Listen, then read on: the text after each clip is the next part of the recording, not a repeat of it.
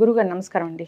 సూర్యోస్మితల్లి జనరల్గా తెల్ల జుట్టు సమస్య చాలా మందిని ఇబ్బంది పెడుతుంది. అంటే చిన్న పిల్లల్లో కూడా చూస్తూ ఉన్నాము. చాలాసార్లు డిస్కస్ చేసాము, చాలా రెమెడీస్ కూడా చెప్పాము.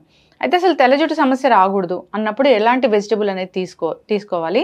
తెల్ల జుట్టు సమస్య వచ్చింది, ఇంకా ఇంతకన్నా పెరగకూడదు ఈ సమస్య అన్నప్పుడు ఏం చేయాలి? ఎటువంటి రెమెడీస్ ఉన్నాయి? పైపూతగా ఏం వాడాలి? ఇంటర్నల్గా ఏం తీసుకోవాలి? చేతులు కాలిన తర్వాత ఆకులు పట్టుకోవటం అనే చందాన ఉంటుందమ్మా ఈ తెల్ల జుట్టు సమస్య అనేది.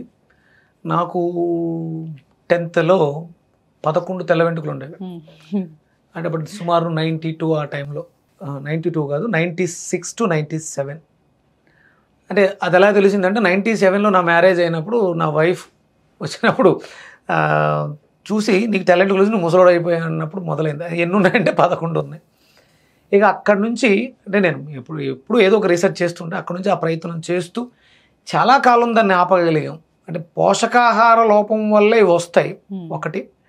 ఇక మన తినే తిళ్ళు, మన అలవాట్లు, మన జీవన విధానం కూడా దాని మీద ప్రభావాన్ని చూపించేసి మనల్ని పాడు చేస్తూ ఉంటుంది. ఇక మరి ఈ స్థితిలో నాకు కూడా తెల్ల జుట్టు ఉంది, కవర్ చేస్తున్నాను, మిమ్మల్ని మోసం చేసే ఉద్దేశం కాదు, నేను ఇంకా రీసెర్చ్ చేస్తున్నాను దీని మీద. దీన్ని అధిగమించడానికి ఒక అద్భుతమైనటువంటి డాక్యుమెంట్ దొరికింది నాకు.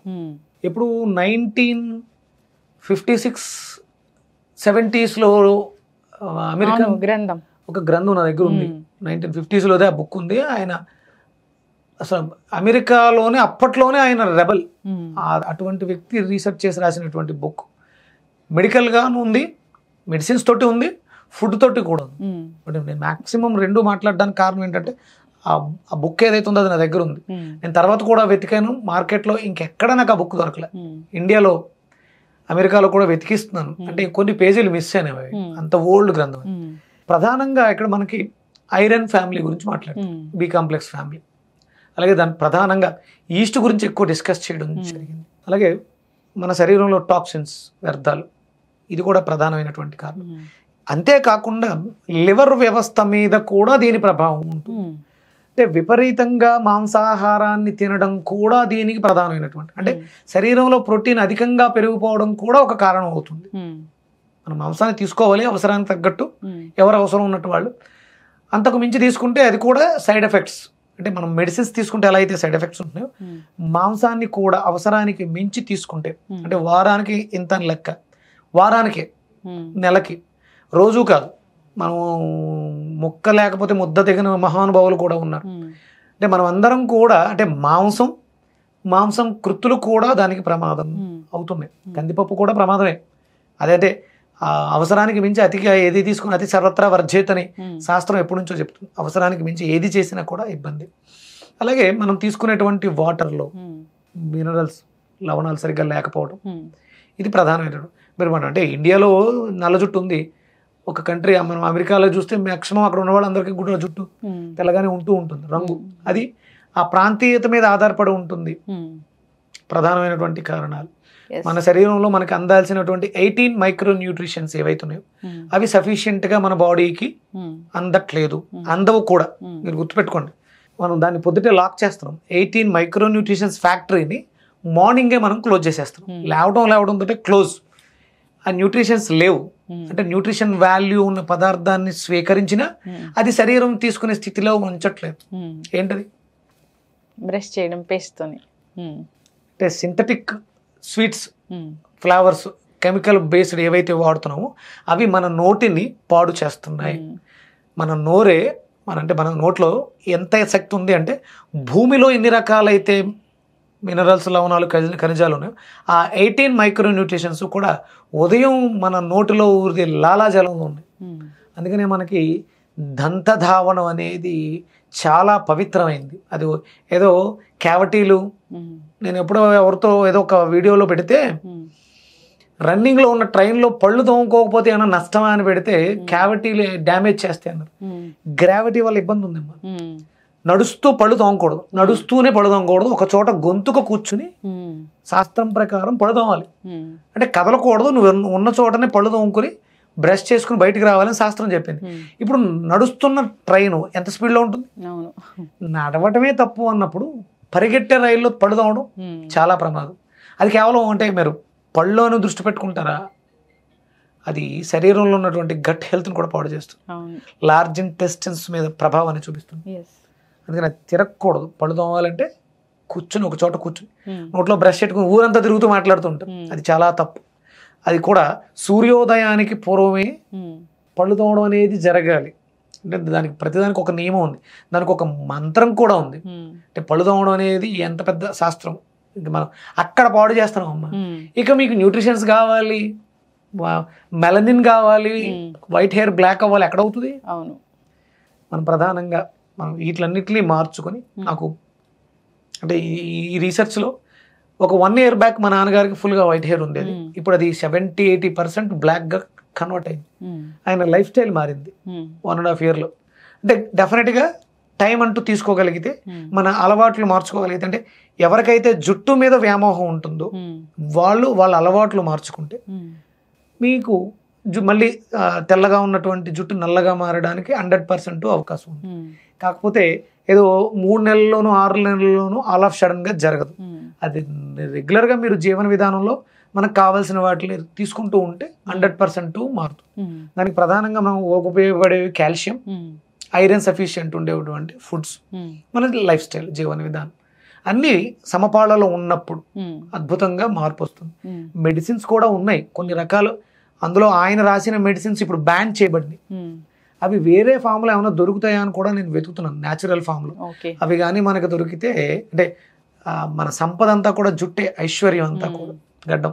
ఇది నేను ప్రస్తుతానికి మెయింటైన్ చేస్తున్నాను. గోరింటాకు పెట్టి, గోరింటాకు తర్వాత దాని మీద అదేంటి నీలి చూర్ణం, అంటే ఇది పెట్టిన తర్వాత ఒక 6 hours గ్యాప్ ఇచ్చి అది పెడితే న్యాచురల్ గానే బ్లాక్ అవుతుంది. సో ఇంటర్నల్ గా ఏం తీసుకుంటే ఈ గ్రే హెయిర్ రావడాన్ని ఆపొచ్చు? అంటే వస్తుంది, దాన్ని ఆపడం ఎలాగా? ఇంకా పెద్దగా రాకుండా ఉండాలి అంటే కంపల్సరీ మనం తీసుకునే ఆహారంలో ఎండు కొబ్బరి బాగుండాలి. అలాగే గోరుచిక్కుళ్ళు, విటమిన్ Kకి సంబంధించి, ప్రోటీన్ సంబంధించి గోరుచిక్కుళ్ళు, ఎండు కొబ్బరి, అంటే కాయగూరల ద్వారానే ఇది సాధ్యం అవుతుంది. అలాగే ఈస్ట్ గ్రాన్యూల్స్ అని మనకు మార్కెట్లో దొరుకుతాయి. వాటిని కొంచెం ఎక్కువ తీసుకోకూడదు, వేడి చేస్తుంది. అంటే ఐరన్ కంటెంట్ ఇప్పుడు కూడా ఇబ్బంది పెడుతుంది. చిటికెడు ఇంత తీసుకుని నీళ్ళలో నానబెట్టి అది మజ్జిగలో కానీ ఏదైనా ఆహార పదార్థాల్లో, అంటే కొంతవరకు బేకింగ్ ప్రోడక్ట్స్ మంచివే, అవి మన ఇంట్లో చేసుకుంటే మంచివి. ఇప్పుడు మనం చపాతీలు అవి చేస్తూ ఉంటారు కదా, దాంట్లో కొంచెం ఈస్ట్ని కలుపుకోవడం ద్వారా మరి ఎక్కువ స్టీమ్ చేసేయకుండా చపాతీల్లో వాటిలో వేసుకుంటే బాగా పొంగుతాయి. చపాతీలు కూడా మళ్ళీ నైట్ తినకూడదు. మీరు డేలో చపాతీలు తీసుకుని ఇలా ఉంటే బేకింగ్ ప్రోడక్ట్స్, ఇంట్లో చేసుకునే బేకింగ్ ప్రోడక్ట్స్లో ఈస్ట్ని వేసుకుని తినడం ద్వారా రెగ్యులర్గా ఈస్ట్ని మనం వాడాలి. అలాగే బ్లాక్ ట్రాకిల్, నల్ల బెల్లాన్ని, ఐరన్ సోర్స్ విపరీతంగా ఉంటుంది, నల్ల బెల్లాన్ని వాడడం ద్వారా ఈ సమస్యను మనం ఆపి మళ్ళీ రివర్స్ చేయొచ్చు. ప్రధానంగా అంటే ఇప్పుడు ఇలా కావాలనుకున్న వాళ్ళు కలర్స్ వేయటం మానేయాలి. సింథటిక్ కలర్స్ వాడటం మానేస్తే తప్ప మనం ఈ సమస్య నుంచి బయటపడలేం. దానికోసం ప్రత్యామ్నాయంగా మనం గోరింటాకు పెట్టడం, దాంతోపాటు నీలి ఆకు చూర్ణం పెట్టడం, 2 విడివిడిగా పెట్టడం ద్వారా మనకు 15-20 రోజుల వరకు ఆ కలర్ ఉంటుంది. పెద్దగా తెలియదు. ఇప్పుడు అది న్యాచురల్గా కనిపిస్తూ ఉంటుంది. న్యాచురల్ కాదు, మనం ఈ గోరింటాకు ఇవి వాడినవే, బట్ న్యాచురల్ ప్రోడక్ట్స్ రెగ్యులర్గా వాడుకోవచ్చు. ఆహారంలో కంపల్సరీ ఇవి తీసుకోండి. కరివేపాకు కూడా మనకి దోహదం చేస్తుంది.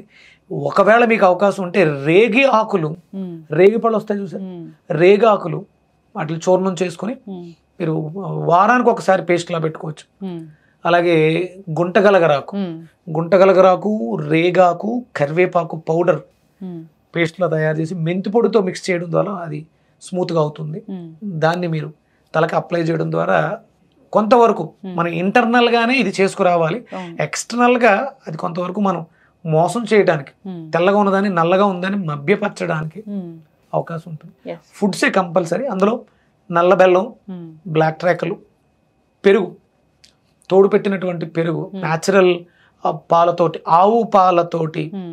మనం ఇంకొకటి గుర్తుపెట్టుకోవాలి, నేను చేతులు జోడించి వేడుకుంటున్నాను, మనం అందరం ఆరోగ్యవంతులం అవ్వాలి అంటే మన భారతదేశంలో గోమాత పెరగాలి, గో సంపద పెరగాలి, గోవధ ఆగాలి. మన కళ్ళెదురుగుండా ఎవడో పట్టుకెళ్తుంటే, ఎవడో యుద్ధం చేస్తుంటే కళ్ళు అప్పగించి చూస్తూ కూర్చున్నాం. ఈ నేల సస్యశ్యామలం అవ్వాలి, పంటలు పండాలి, అది మనకు అందాలి అంటే రక్తంతో తడుస్తున్నాయమ్మ, గో వధతో గో రక్తంతో తడుస్తున్న నేల తల్లిని మనం సంరక్షించుకోవాల్సినటువంటి బాధ్యత, గోమాతను కాపాడుకోవాల్సిన బాధ్యత. దాంట్లోంచి వచ్చే గో సంపదలో ఆవు పాలని స్వీకరించడం ద్వారా, అందులో వైలెట్ కలర్ ఉంటుంది, వైలెట్ కలరు ఆవు పాలలో ఉన్నటువంటి ఎలక్ట్రిక్ వైలెట్ మన జుట్టు రంగు మారడానికి అవకాశం. దాంట్లో తోడుపెట్టినటువంటి పెరుగు గుడ్ బ్యాక్టీరియాని ప్రొడక్ట్ చేసి ఐరన్ కంటెంట్ పెరగడానికి మనకి దోహదం చేస్తుంది.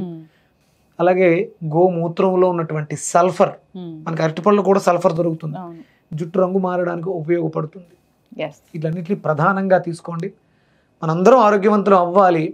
మనకి స్వతంత్రం వచ్చే సమయానికి 130 కోట్ల గోమాతలు ఉండేవి, 30 కోట్ల మంది జనాభా ఉండేవారు.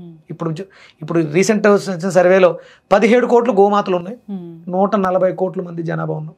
ఇది ప్రతి ఒక్కళ్ళు కూడా వెజిటేబుల్ థెరపీ, అంటే అన్నం తింటున్నాం, మనం ఈ గడ్డ మీద నిలబడి తింటున్నాం అన్న ప్రతి మనిషి కూడా చలించి నిలబడి గోమాతను కాపాడుకోవాల్సినటువంటి సమయం ఇది. ఖచ్చితంగా గురూజీ, అందరూ కూడా ఆ విధంగా ఆలోచించాలని కోరుకుందాం, ప్రయత్నాలు చేయాలని కోరుకుందాం, ఫాలో అవ్వాలని కోరుకుందాం. ధన్యవాదాలు. సూర్యస్మృతి.